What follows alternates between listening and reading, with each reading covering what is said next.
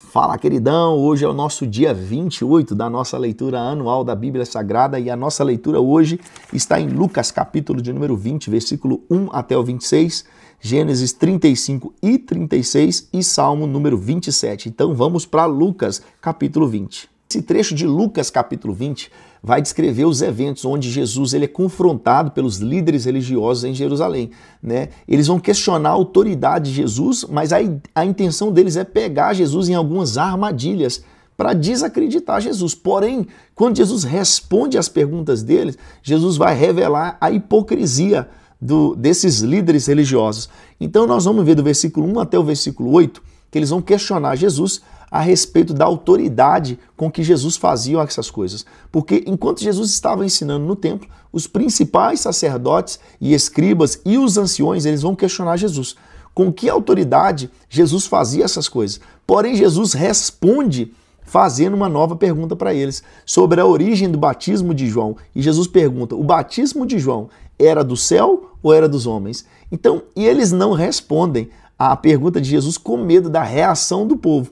E Jesus também se recusa a responder a pergunta deles, né? Porque eles não responderam a pergunta de Jesus. Então, assim, quando eles falam com Jesus, com que autoridade você faz isso? Eles estavam se referindo à purificação do templo e aos ensinamentos que Jesus estava passando para o povo, né? E quando Jesus não responde a pergunta deles, Jesus não se recusou a responder simplesmente por arrogância de Jesus. Não, longe disso.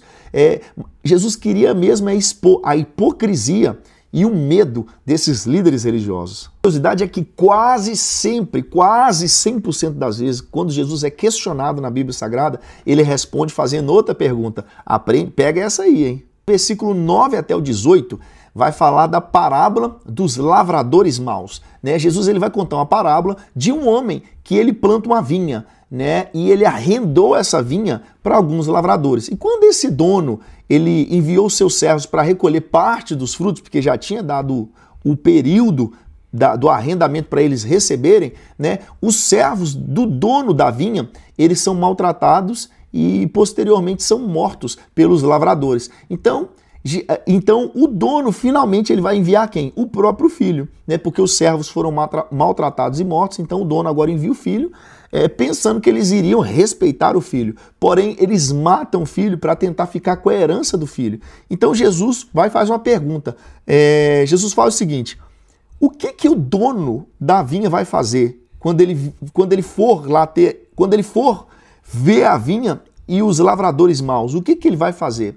Aí eles responderam para Jesus assim, aí ele vai matar os lavradores e vai pegar essa vinha e dar para outras pessoas, né? Então assim, mas o que mais chama atenção é essa parábola é muito profunda, a gente pode falar dela uma outra oportunidade porque ela vai demorar muito tempo, mas o que Jesus estava tentando falar aqui era mostrar que Jesus estava falando deles próprios. E a Bíblia vai dizer que os líderes perceberam que essa parábola se tratava deles próprios. Porque a vinha, no versículo 9, frequentemente, ela é usada no Antigo Testamento como símbolo de Israel. E quando vai falar do Filho amado, no versículo 13, esse é representado por Jesus, que ele foi enviado pelo Pai como uma última tentativa de reconciliar o homem com Deus, né? E a pedra que foi rejeitada no versículo 17 e 18, Jesus cita aqui o Salmo 118, versículo 22, né? Para indicar que ele é essa pedra angular que foi rejeitada pelos líderes. Vamos encerrar esse capítulo 20 da leitura de hoje. No versículo 19 até o 26, vai falar agora uma questão sobre o tributo a César, porque espiões, né, enviados pelos líderes religiosos, eles tentam pegar Jesus mais uma vez em uma armadilha, né, e agora uma armadilha meio que política, porque eles perguntaram para Jesus o seguinte, é lícito pagar tributo a César ou não? Jesus recebe essa pergunta, ele fala o seguinte, pega uma moeda e olha qual imagem tem nessa moeda. E Jesus pergunta, que imagem vocês estão vendo? Eles falam assim, vemos a imagem de César. Aí Jesus responde, dai a César o que é de César e dai a Deus o que é de Deus. Então eles ficaram admirados com a resposta de Jesus e eles não poderiam acusar Jesus de nada, porque eles tentaram pegar Jesus, né, numa armadilha política, mas Jesus não deu essa saída para eles pegar Jesus nisso. Porque É uma curiosidade, quando a gente falava aqui do tributo a César, no versículo 22, isso era uma questão polêmica entre os judeus, porque pagar impostos ao Império Romano era odiado por muitos, porque o Império Romano ele estava subjugando o povo de Israel e o povo ainda tinha que pagar imposto para eles, então isso era uma questão polêmica.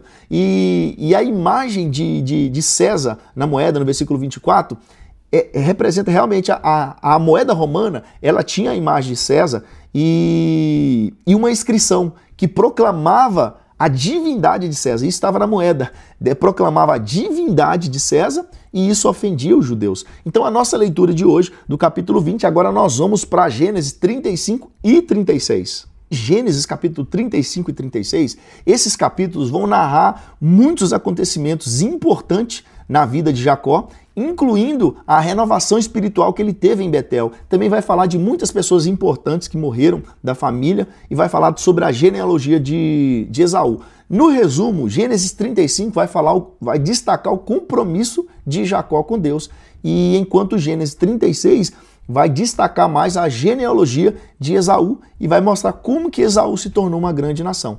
Então, em Gênesis capítulo 35, do versículo 1 até o versículo 15, nós vamos ver como é que Jacó volta a Betel e ele renova a sua aliança com o Senhor. Nós vamos ver que Deus ele ordena a Jacó que ele vá para Betel e construa em Betel um altar. Então Jacó, ele instruiu toda a sua família a abandonar os ídolos e a se purificar. Deus então protegeu Jacó ao longo do caminho, né? E porque Deus colocou medo nos povos ao redor. Então, quando Jacó ele chega em Betel, ele constrói ali um altar para o Senhor, lembrando o encontro que ele teve com Deus anteriormente. E Deus reafirma ali a promessa que ele tinha com Jacó, e agora Deus definitivamente muda o nome de Jacó para Israel. Então Jacó ele vai levantar agora uma coluna como memorial no lugar da aparição de Deus. Aí às vezes a gente pode perguntar assim, por que Betel? No versículo 1, né? É porque Betel foi o lugar onde Deus apareceu para Jacó quando Jacó estava fugindo de Esaú, lá em Gênesis capítulo 28. E a questão do versículo 2 até o 4 vai falar de ídolos escondidos, né? Apesar de conhecer a Deus, a família de Jacó ainda possuía ídolos, provavelmente trazidos de Harã. Então, e no versículo 10, quando fala o nome confirmado, Jacó teve um nome confirmado, é o seguinte, Deus já tinha mudado o nome de Jacó, porém agora Deus reafirma essa nova identidade de Jacó para Israel. Do versículo 16 até o versículo 29, nós vamos ver a morte de Raquel e a morte de Isaac. Então Raquel ela morre no momento que ela deu à luz a Benjamim. E antes de morrer, ela dá um nome para ele, ela chama ele de Benoni, que significava filho da minha dor. Mas Jacó mudou o nome para Benjamim, que significava filho da mão direita. Jacó agora ele ergue um memorial sobre o túmulo de Raquel, né? E agora a gente vê um acontecimento terrível. Rúben, que era o filho mais velho de Jacó, ele comete um pecado muito grave, porque ele dorme com Bila, que era uma concubina do seu pai, né? Aí vai falar que Jacó ele morre com 180 anos e ele é sepultado por Esaú e por Jacó. Quando a gente vê no versículo 19 sobre o túmulo de Jacó, algumas traduções vão dizer que esse túmulo está localizado ali próximo a Belém, né? E no versículo 22, quando eu falei assim que Rúben ele cometeu um pecado terrível, nós vamos ver que ao se deitar com Bila, ele provavelmente tentou assumir uma posição de liderança na família, né? Meio que tomando a liderança do seu pai. Porém, esse ato custou para ele, sabe o que? A primogenitura dele. E isso a gente vai ver isso em Gênesis 49, versículo 3 e 4. Aí agora, do versículo, aliás, no capítulo 36 agora, nós vamos ver sobre a descendência de Esaú. E do versículo 1 até o versículo 8, vai falar sobre a família de Esaú e as suas esposas. Vamos ver do versículo 1 até o versículo 8 que Esaú ele casou-se com mulheres hititas e ismaelitas, contrariando, né, os costumes da família. E também nós vamos ver que ele se mudou para Seir, era um monte de Seir, né, porque a terra não podia mais suportar ou sustentar a riqueza de Jacó e Esaú juntos, eles tinham muitas posses, né? Então assim, Esaú, ele se afasta de Jacó, ele escolheu habitar longe da terra prometida, enquanto Jacó permaneceu em Canaã. E no versículo 8, quando fala que Esaú ele foi para o Monte Seir, essa região, mais tarde, ela vem se tornar o território dos Edomitas. No versículo 9 até o 43, vai falar dos descendentes de Esaú e os reis de Edom.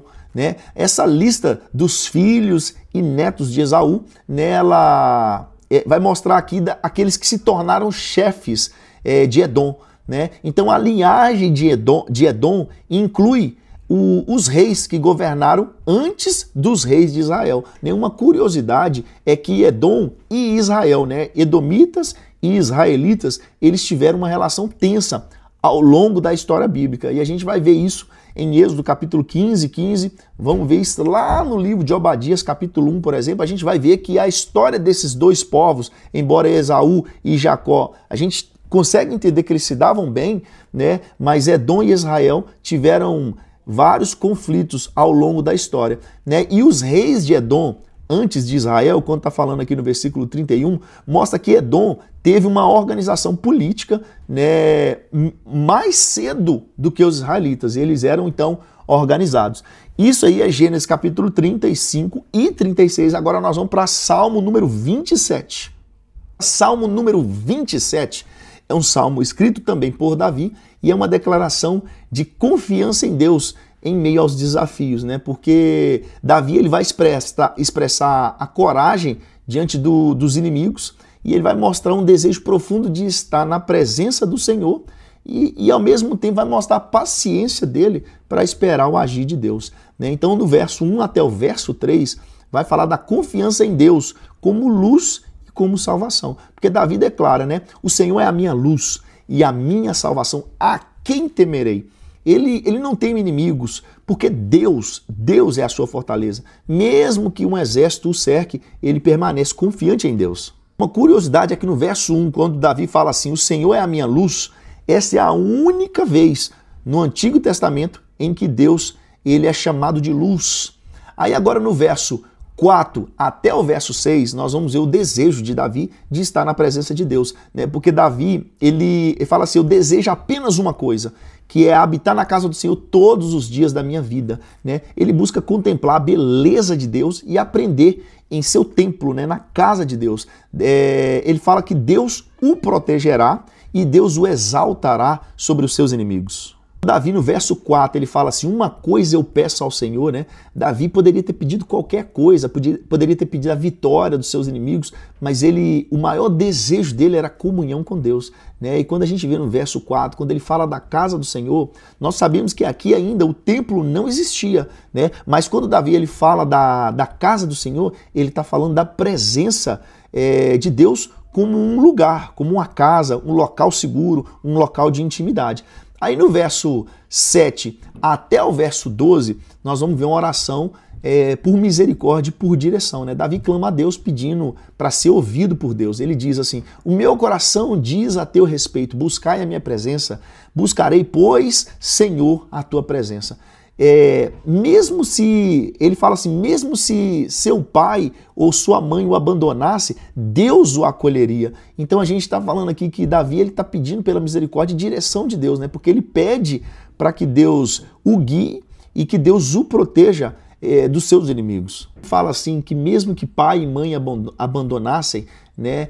Que é uma figura de linguagem para dizer que mesmo que os laços afetivos ou familiares mais fortes falhem, Deus nunca vai falhar, né? Então a gente vê agora, para finalizar, o Salmo número 27, o verso 13 e o 14, onde Davi vai falar de esperança e paciência no Senhor. Davi ele declara que ainda verá a bondade de Deus nessa vida, na vida dele, né? E ele encerra o Salmo com uma exortação, né? Ele fala assim, eu espero pelo Senhor.